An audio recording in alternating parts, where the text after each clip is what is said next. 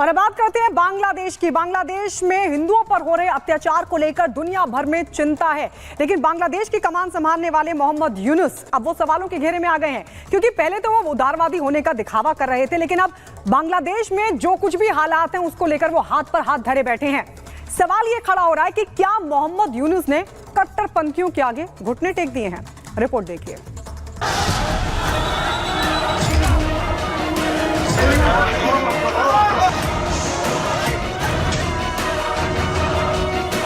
बांग्लादेश में सत्ता की कमान संभालने वाले मोहम्मद यूनुस का असली चेहरा क्या सामने आने लगा है?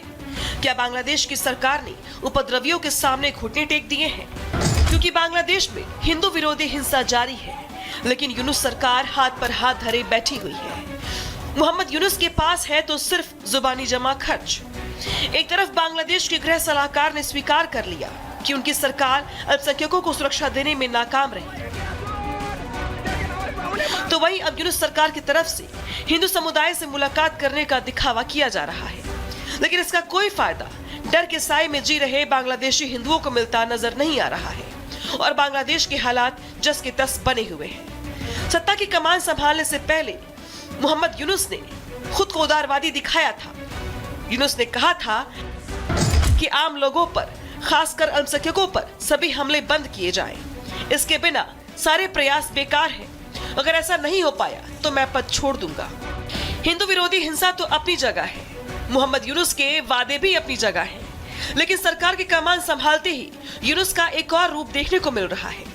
बांग्लादेश में यूनुस के खिलाफ कई मामले दर्ज थे, लेकिन अब उनके सत्ता प्रमुख बनने के बाद एक एक कर सारे मामले खत्म किए जा रहे हैं। मोहम्मद यूनुस अब तक 2 मामलों में बरी हो चुके हैं। करप्शन के एक केस में भ्रष्टाचार विरोधी आयोग ने उन्हें बरी कर दिया है। वहीं ढाका की अदालत ने भी दूसरे मामले में उन्हें राहत दे दी है। श्रम कानूनों से जुड़े केस में 3 सहयोगियों के साथ वो बरी हो गए हैं। यानी मतलब साफ है, सत्ता में आते ही मोहम्मद यूनुस का चेहरा बदल गया। पहले उन्होंने कट्टरपंथियों के सामने घुटने टेक दिए, फिर अपने खिलाफ जारी मुकदमों को निपटाने में जुट गए। लगता है बांग्लादेश में शांति स्थापित करना शायद उनकी प्राथमिकता में है ही नहीं। यही वजह है कि बांग्लादेश के 64 जिलों में से 61 जिलों में हिंदुओं पर हमले जारी हैं।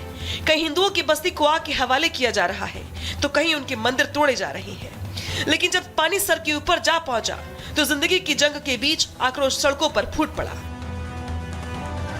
ये तस्वीरें बांग्लादेश के गोपालगंज, नरेला, गाईबांधा इलाकों की है। जिहादियों की बर्बरता के खिलाफ हजारों हिंदू सड़कों पर उतर गए हैं। प्रदर्शनकारियों ने उपद्रवियों के खिलाफ मोर्चा खोल दिया है, हिंसा के खिलाफ जमकर नारेबाजी कर रहे हैं। दरअसल इन प्रदर्शनों में आंदोलनकारी सबसे ज्यादा अंतरिम सरकार का नेतृत्व संभालने वाले यूनुस के कामकाज के तरीकों पर सवाल खड़े करते हुए नाराजगी जाहिर कर रहे हैं। तो सवाल ये है कि आंदोलनकारी छात्रों ने आखिर यूनुस का नाम ही क्यों लिया? देश के बाहर रह रहे यूनुस तुरंत ढाका क्यों लौट आए?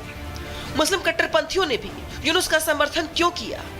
अमेरिकी, ब्रिटेन जैसे देश भी यूनुस के साथ खड़े क्यों हैं?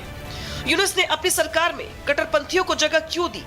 क्या यूनुस को तख्तापलट की साजिश के बारे में जानकारी थी? क्या यूनुस सरकार किसी महाशक्ति की कठपुतली है? हिंदू विरोधी हिंसा करने वालों पर आखिर नरम क्यों है यूनुस? भारत के साथ रिश्तों पर आखिर चुप क्यों है यूनुस?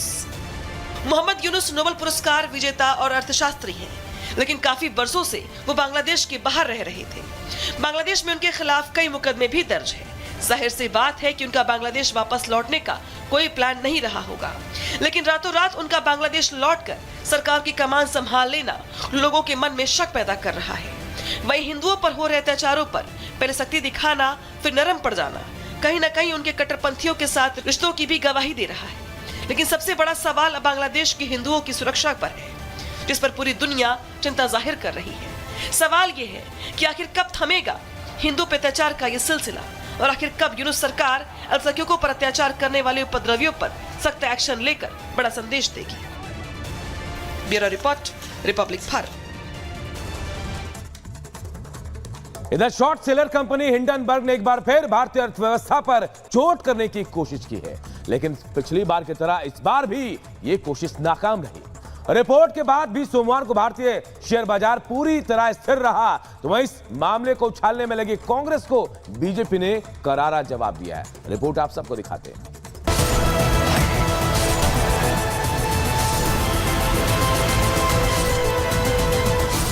अमेरिकी शॉर्ट सेलर कंपनी हिंडनबर्ग की नई रिपोर्ट को लेकर देश में सियासत गर्म हो गई है।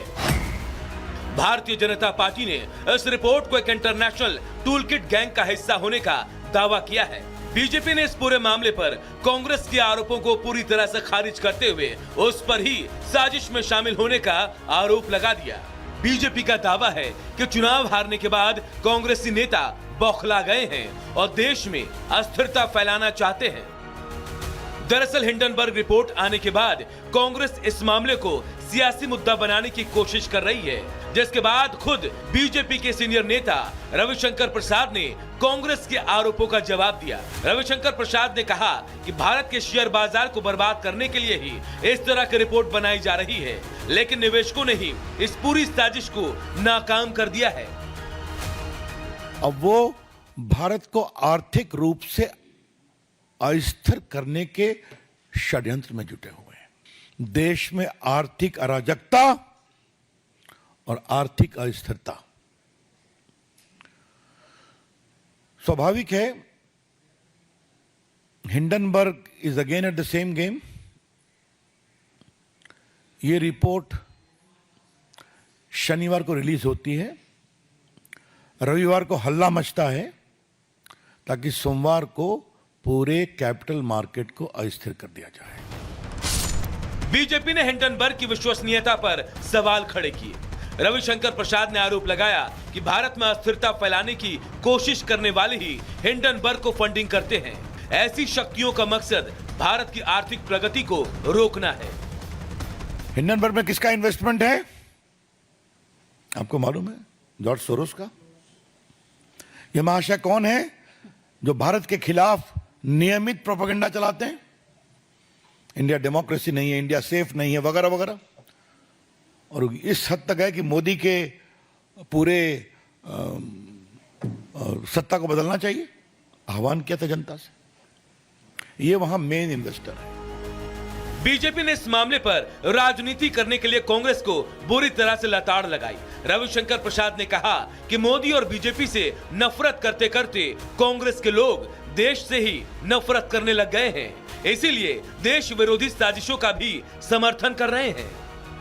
सवाल पूछना कांग्रेस पार्टी से, क्या चाहते हैं आप? चाहते क्या है आप?